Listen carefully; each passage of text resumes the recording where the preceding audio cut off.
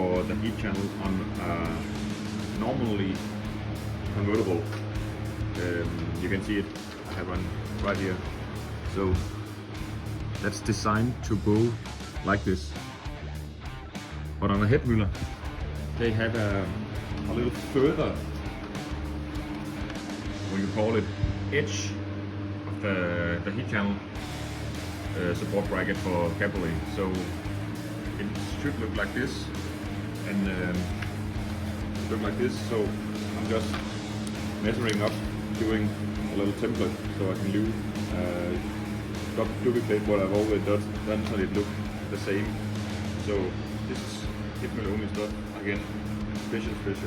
So a little more knowledge.